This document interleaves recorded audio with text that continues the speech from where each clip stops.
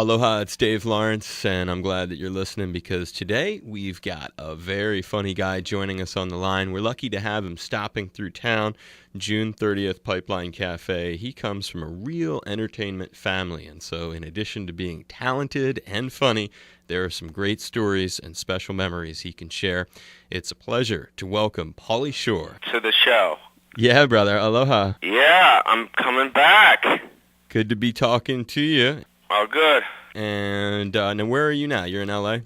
Yeah, I'm at the club at the Comedy Store, my office upstairs.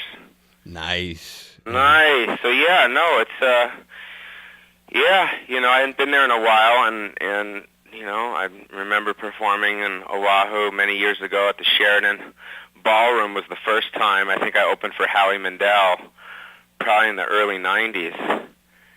And, I've been coming back once in a while ever since, What are some memories of getting to do that's your first gig here, opening for Howie? I was getting beat up on Sandy's Beach. That was fun. What was that? Yeah. Almost getting beat up on Sandy's Beach. By people or waves? No, by cutting off a local. That'll do it. Yeah, I know, bro. They're like, get out my way, bro. Is that what he said? I want to do that. I used to surf a lot when I was younger, and I used to always surf over there, so. What a cool thing to have your first experience here be opening for Howie. How much experience do you have with Hawaii? I'd say a lot. I mean, I've been coming there for a while. I remember there was the Shorebird. Still there? Many years ago, there used the bikini contest. Remember? Absolutely. Great place. Yeah, that was fun. I remember going to the buffet there and having rice with beans on it. You know what I mean? I do. And my mom had a club out there that was fun, and I don't know, Tom Selleck used to be out there back in the day. Tell me about your mom's club out here. I didn't realize she had a place in Hawaii. The Reef Hotel for a while. From when to when? I don't know. I think in the 80s sometime. What is your most defining memory of being here with your mom's club? I don't know. I was stoned most of the time. I don't remember. But she ran a place out here for a while, huh? That's cool. Yeah. Yeah, no, it was cool. And what other islands have you been to besides Oahu? Pretty much every one. I'm gonna come over there and do some shows on Wednesday, and then head over to Maui for a 4th of July weekend and just chill. I was wondering what you were coming through town for. So you're coming out here really to party, and you're making a little G while you're here. Yeah, I mean, I guess if people show up.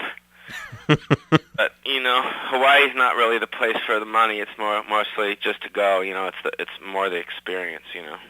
What are absolutely, and what are some of your experiences on the other islands? If you were to sort of encapsulate your time here in the islands, things that you remember from the other islands. What is the what? I'm sorry. Like, if you could just take us through some of your experiences on the other islands, Pauly, and just some of the stuff that you've done. Oh, well, on your island, on Oahu, there, obviously is the drive to the North Shore, which is awesome, and there's, obviously there's, like I said, there's the sandy beach side over there, and Waikiki is always fun if you want to get crazy. I remember the Wave Club, Club Wave was cool. And then on Maui, of course, there's the 7 sacred pools, and the road to Hana, and it's you almost kind of get reborn every time you go up there. How many times have you done the 7 sacred pools? I don't know, probably 3 or 4. Wow, so you really you take advantage of some of the nature here. Yeah, no, it's it's paradise out there. And you've done the road to Hana that many times. That's cool. Yeah, I'll do it again too, I'm sure. Nice. And what about impressions of Kauai or the Big Island? The what? Kauai or the Big Island? I don't really know a lot about those over there. So you haven't been to those? I think I have, but I don't remember. How about the little one, Lanai? I don't know. Or Molokai? What about the one that, where people are amputated? That would be Molokai with the leper colony. Is that real? That did happen. It's not anymore, though. Kalaupapa is the name of it. There are still some patients who reside there, but thankfully that was something from another era. And, I think there are some people who still suffer from Hansen's disease who live there. But by and large, that place is turning more into a historic park rather than a residence. Right. Well, then there you go. And how old were you when you have one of the things about you that's kind of special? And I've been around you actually a long time ago in Boston when you used to come through there. But one of the things I always remember about you is not just your mom with the comedy store, but also your dad. And you had, when you were really young, you got to share in your dad's experience. Your dad was opening for Elvis. Share a little bit of that with us. Yeah, my dad's, he's 83 now, so he's been doing it forever. He's been, doing stand-up for a long time, and basically, one of those things, like when he first started, one of his big gigs in his life was he toured with Elvis Presley for like 5 or 6 years. He went on the road with him and was his opening act. So when I was a kid, I met Elvis when I was really little, so I kind of remember him, but not really, About how old were you? How old was I? I don't know. Probably 2 or 3 or something. I don't know. Whoa. Okay, so you were really, really young. I just didn't know. Yeah, so that was pretty cool. My dad's still kicking. He's out in Vegas, and he's doing well. I just saw him for Father's Day, so. Oh, that's great to hear. That's awesome. And other than that, I got the new movie Adopted that just came out. It's out on DVD right now. I'm sure it's out there somewhere, Blockbuster, or you can get it online, or go to Africa to Adopt a Black Kid, Yeah, I have seen the great picture, the poster with you with one under each arm. Yeah. Double fisting, as we like to say. Yeah. So it's a comedy. It's a mockumentary. It's very funny. I'm pretty proud of it, and I'm happy it came out, and it's doing well for me, so. And what gave you the idea to do that? Was it somebody else's idea? Was it yours? No, I don't know. I was going down to Africa to do some shows, and that was it, and I was like, let's do this, and I started thinking comedy, and I was like, if I'm going all the way to Africa, I have to shoot a film or something, and once I got down there, I started thinking about it, and there's a big production company down there that we hired to do to produce it and do the whole thing, and we just knocked it out, and it's out now, so. And where were you going to be gigging in Africa? There's some theaters down there that I performed in Johannesburg and Cape Town. Oh, okay, in South Africa. Yeah. Wow, you are really an international phenomenon. I went everywhere, bro. I was just in Australia, bro. Should have stopped here for a little quickie. I know. So right on the way. That's what the bands do, bro. I know. The bands, they go there, they come here. It's close to you, too. Yeah, well, it's actually not close to us, but I guess it works out. It's routing, as they say. Yeah, it's routed, right? Routing, routing. Pauly Shore is dead. Give me your best Vern Troyer story from getting to work with him. Oh, God. Well, it was weird because, when I first met him, I wanted to treat him like anyone else would want to treat him, which is like picking him up, you know what I mean? Give him a little hug. No, pick him up.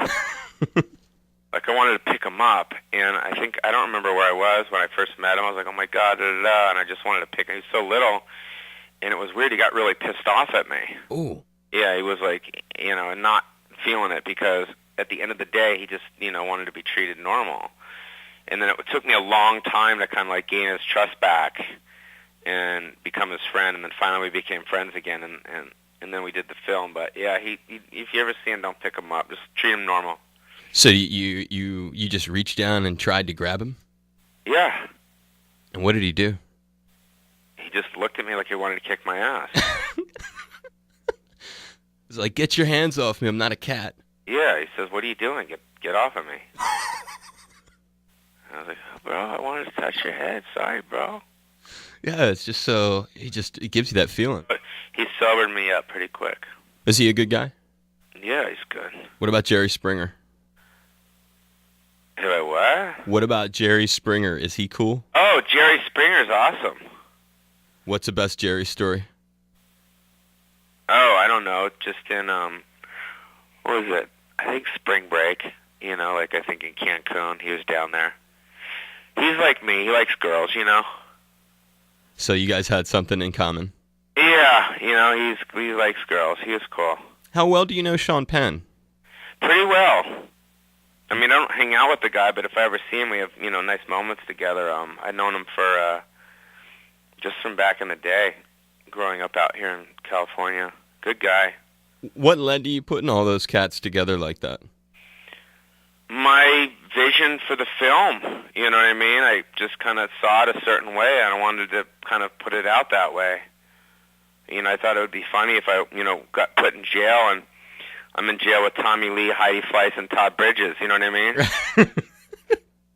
So, I don't know, man. I have thoughts in my head, so, I like to create stuff and cast it and put it together. You're a very talented guy, and you go back a long ways. I used to work at WBCN in Boston with Mark Pereno. Mark, as they said back there. So it's good to see you too. I'm not seeing you, but to talk to you again. It's the first time I've talked to you since those days. Damn, that was a long time ago. Yeah, with brother Mark, and you were visiting doing the 5 o'clock comedy thing. Yep. Yeah, at the legendary WBCN, which is not even on the air anymore. You believe that? I know. The internet, they swallowed everything. I know, it's gobbling everything up. Well, I'm going to be away when your visit is here, but I just wanted to reach out and make sure I got you on the air to give it some juice, because Greg, the promoter's a good guy, and you're a really funny dude. I'm bummed I won't be there to see it, but I hope that you have a great show and that your vacation out here goes well too, Pauly. Well, thanks for having me, and I'm excited to come back out to Hawaii, and tiny bubbles, bro. Is there any final thought or experience that you've had in Hawaii that when you think about returning here, it just comes to mind? Wearing my Speedos and going on the beach and just getting sun and just drinking and relaxing. Just stay out of the way for the surfers, though, bro. Yeah, exactly. Thank you, Pauly. I really do appreciate it, man. All right, bro. And would you be willing to just do a quick ID for me, too, while I got you on the line? Yeah. And just I'll just put the liners together later if you just do a repeat after me kind of thing. Aloha, it's Pauly Shore. Yo, what's up, brother? It's Pauly Shore. Aloha. And this is the only show that matters. And this right here, bro, is the only show that matters. With my good friend, Dave Lawrence. With my good friend, Dave Lawrence, bro. Woo! Hey, Brother Dave, have a happy 420. Yo, Brother Dave, have a happy 420. Smoke one for me, bro.